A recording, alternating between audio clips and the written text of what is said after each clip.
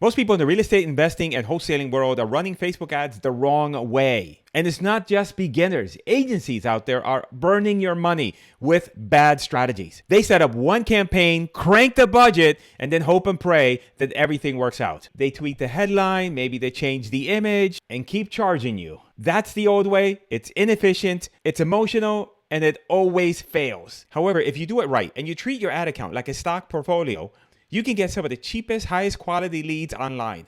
No more guessing, no more praying. Just a system that spreads out your risk, multiplies your chances of winning, and gets stronger every time. In this video, I'm going to show you how the stock portfolio method works and why it beats the pants off what other agencies are doing out there, and most importantly, it gets you deals that you can close. My name is Cris Chico. I'm considered the godfather of virtual wholesaling. I pioneered the use of Facebook ads for motivated sellers almost 9 years ago, so I've been doing that for a while. I am also proficient on TikTok and also on Google ads. We do deals ourselves, and most importantly, we teach only what we know works. I specialize in helping real estate investors and wholesalers generate leads using online marketing, and I want to empower you that instead of hiring an agency, you can actually do this yourself, save you the money that it would cost you every single month to pay an agency, and instead take that money, put it back into the cash register so that you can use it to run more ads, which means that you'll get more leads, which means that you have a better chance of getting more deals. So let's talk about the old way of doing any sort of online marketing, especially when it comes to social media ads. And this also applies to Google as well. But right now we're focused on Facebook. But again, the principles apply across all the platforms. The old days is just taking whatever budget you want. It could be a budget of $30 or $40, even $100 a day. And then you take that budget and you're going to take it and put it on all on one campaign. It's as if you're going to the casino and you're going to bet everything on black. And then what happens is you might get lucky and you might end up having things work out. But more often than not, it doesn't work out. And so then now you are cooked. Not only are your results not that great, but also you are on an emotional roller coaster because you're not sure if should you continue that campaign, should you stop it, should you start another one? And it's really not an effective way to do Facebook ads. And the new way is we're going to be treating our ad account like a stock portfolio. Similar to if you were investing in the stock market, you could take your money and put it all in one stock. But what if that stock just doesn't go your way? Guess what? You lost a lot of money. Most of the time, you're going to diversify. That's what we're going to be doing here. We're going to be diversifying across a variety of different factors: geography, campaign type, budget levels, the creatives. And so then now what that's going to do is going to lower our risk. It's going to increase our consistency, and it's going to make sure that we get the results, the best bang for the buck when it comes to lead generation and Facebook ads and or even TikTok or Google. Same principle applies. Now, before we get into the theory, I think it's better for me just to simply share with you actual campaigns that we're running and the results and our strategy. And then I'll backtrack and give you the big overriding principles. Hey, by the way, if you are all interested in wanting us to build this entire ad portfolio for you, we handle the setup and deliver it to you, and then you take over. We look over your shoulder, we give you instructions, and then now you can run it literally minutes a day. And the $1,000 to $1,500 that you would have spent at an agency, you can now give it back to Facebook, and Facebook will give you leads, and you will make more money. So if you're interested, click the link in the description to get more information on pricing. Now, these are actual campaigns that we're running right this second. I'm going to walk you through, and we're going to go ahead and look at these from the left to the right. Now, first of all, let's talk about the naming of these campaigns, which will indicate and give you an idea of what we're doing. Now, these are campaigns are diversified across what are called lead forms and across landing pages. So on Facebook, you have the option of running ads and sending them to a form inside of Facebook. It's an easy way to do it. You don't need a website. Has its pluses and minuses, but a lot of investors and most agencies are doing it like this. The alternative would be to run a landing page campaign. That is where you're taking that prospect off of Facebook and then now onto your website. Now that is a little bit more difficult because it requires you to have a fast loading website. You need a good converting landing page, and that adds another layer of complexity in order to get this system working. And that becomes a bit of an obstacle course for people. However, what it does, it diversifies you. And this happened to us about 3 weeks ago, where Facebook didn't like some of the questions we were asking on our lead forms. And they started rejecting all of the ads that we had running across our campaigns and our clients' accounts that were also running. Now, the challenge with that is that all of a sudden our ads had to stop. And our clients, some of our clients had landing pages, others did not. And the ones that didn't have landing pages, their business completely halted. And had they also been diversified with landing page campaigns, then they just simply would have turned off the lead form campaigns and then figured out what was working, what needed to be changed. But however, in the meantime, they still have landing pages that are being used, and so they're directing traffic that way. Now, on this particular client, the campaigns being run are nationwide. Now, there's a variety of different ways of running campaigns. This particular client prefers nationwide. The reason for that is they do a lot of novations. If you are a real estate wholesaler, you probably know what novations are. And typically, if we're targeting a wide geographic area, we're going to get leads in a bunch of small towns that would be difficult to find cash buyers. That's where novations kick in. So this particular client, in fact, with only spending about $1,500 a month, last month, will close about a little bit over $100,000 in deals with a nationwide campaign. Now, the next thing you'll see is the word credit. On Facebook, if you are in a restricted category like we are with housing, you have to select a restricted category. And most real estate investors and wholesalers and agencies select housing. However, you can easily select the other categories that are available, including credit, employment is one of them. And so between those three, then you also want to test, because now what you're doing is you're giving the algorithm a different signal for it to go out and find your target prospects. On these particular campaigns, you'll notice that we have some in credit for the most part, and then we have some in housing. And I'll get into the cost per lead because it should be clearly apparent to you at this point that the housing is the one that's not doing the best. The next thing we'll see is the identification of what the ad copy and images are. You'll see that it says AI videos and images. These are videos created through the use of automated tools that create our videos for us, and images that are created. I'll share with you what they look like in a second. And then on the bottom is the more qualifying creatives. Those are the ones that have a lot of text and words on the creative in an effort to try and call out to the audience more clearly. One of the key things with any sort of advertising is you have to stand out. And one of the things that we do for ourselves and for our clients is that we are always on the bleeding edge of creatives. By creatives, meaning the ads and the videos that get put out there, to try and make ourselves look different than what everybody sees on the newsfeed. If your ad looks exactly the same as everybody else's, the customer is not going to pay attention. You're not going to get the leads. But most importantly, you're going to pay a lot more per lead because you're just not going to be able to stop the scroll. So if you notice here, those are the things here on this particular campaign.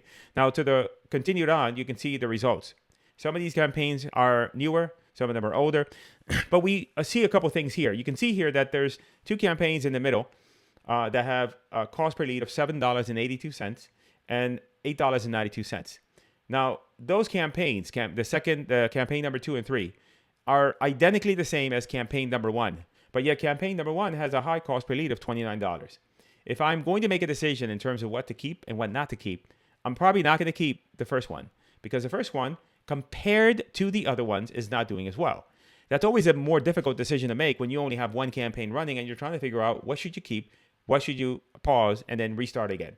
In this scenario, it's a lot easier because we have a variety of different ones to choose from. So we're going to choose the ones that are providing us with the better cost per lead. So in this scenario, campaign number 1 would be paused, restarted if I wanted to continue with this particular budget per day, and then in an effort to try and go out and find more leads. Now, the bottom two are landing page campaigns. Now, the landing page campaigns are different from a variety of different factors. One is housing. The first one is credit. The second one, which is the one at the bottom, is housing. And the one for housing isn't doing that well. 3 leads at $39. The one for running out to the landing page, and I'll show you what the landing page looks like in a second, that's 9 leads at $12.46. So the last campaign is also one that we're going to pause. But again, even if I kept all of them running, the blended cost per lead is still going to be acceptable. But me being the hungry, greedy guy that I am, I want the cheapest leads possible, good leads. And so therefore, I'm going to go ahead and pause the first one and the last one, and then just go ahead and restart the campaigns. Let me share with you another example. So example number 2 is a campaign that is running both lead forms and also landing page. You can see here that this campaign is running all credit, and it's targeting the top 95 cities. So we took our 12 top states for real estate wholesaling and extracted the top 95 cities across those 12 states. And then now we're targeting those.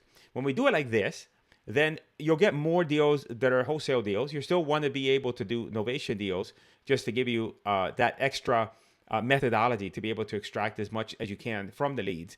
But certainly you can do more wholesaling with the 95 cities campaign. Now, the 95 city campaign generally is always going to be a higher cost per lead than your nationwide campaign. But it is going to provide you with a higher quality lead. If you're brand new in the business, I recommend nationwide because it's going to give you a lot more repetitions. However, as you get better, then the cities campaign is one that will also do well. You can see here that we have 8 leads at $29.38.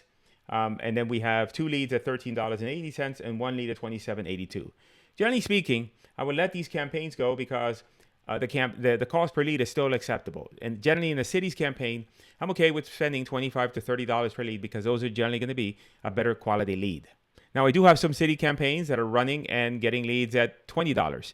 But most of the time, $25 to $30 is the number that they're going to be at. You can see here that I have more qualifying creatives as well as AI images and videos. So I have a mix of landing page, lead forms. The targeting geography is the same across all of them, but the creatives are also different between the two campaigns. So we always have ourselves and for our clients a variety of different creatives at our disposal so that we can use and grab attention in the feed so that we can get the prospect to go ahead and submit their information. Here's an example of some of the AI images that we're using. As you can see, they're quite interesting, and they're definitely going to catch your attention if you are on the feed, scrolling through Facebook. This is an example of what our landing page looks like. This is not the entire thing, just part of the landing page. But again, it's a very simple page designed to look great on mobile, designed to load quickly, and most importantly, designed to get conversions. Here's an example of another variety of different ads that we have that we're currently using. These are actually grabbing them from a folder that we have that we give to our members. So then that way they can just pull images and they can test. And again, all of these are ones that have performed very well. In addition to that, you can see here that we have a variety of different videos, different images. The ones on the right, upper right-hand corner, those are the more qualifying creatives. And we have other ones that look also different as well. So we want to be able to mix it up. One of the things we want to be able to do is provide Facebook whatever assets it needs in order to do its job. And by that, I mean that Facebook targets an individual. And if they feel like, hey, Chico, you want a seller that's interested in selling their property at a discount, this person right now is available for you to have your ad shown. And then the next thing is, where are they? If they're on Facebook, they might get shown an image. If they're on the Instagram and the Reels section, they might get shown the video. So it's important for you to load up your campaign with as many creators as possible. So then that way you have the best chance possible of your ad appearing at the right time to the right prospect. One of the most important key elements of this is the fact that we're making relative and instead of absolute decisions. And so again, it's a lot easier if you have a variety of campaigns running. And then now all you have to do is decide which one is the one that, which ones are the ones that are doing great, which ones are not. And you get the ones that are doing not that great out of your current portfolio and you bring new ones in. It's just that easy. Versus if you just had one ad running, then all of a sudden now you're like in this super analysis mode of trying to figure out of what do I do next? I don't know. Should I let it go? It's difficult. That's why I love this concept. And that's why I think it works great for every experience level because you're making relative, not absolute decisions. So you're never married to any one campaign and you win just by not caring as much which one works. You're just going to look at the data and say, oh, these 3 are great. These other 2, gone. That's it. And if something's working, don't touch it. That's the one important thing. If you have a campaign that's working, producing amazing leads at a great cost per lead, you do not touch that at all. Eventually, those campaigns will start to flounder, but until then, you do not touch it. You can, however, take that same one that's working and clone it. Clone it a couple times because you might have a campaign that is doing well. You clone it 3 times. Clone number 1, nothing. It doesn't do anything. Clone number 2 and 3, they're banging away leads. Then guess what? You just pause number 1, continue on with the rest of them. Part of this is understanding how Facebook works.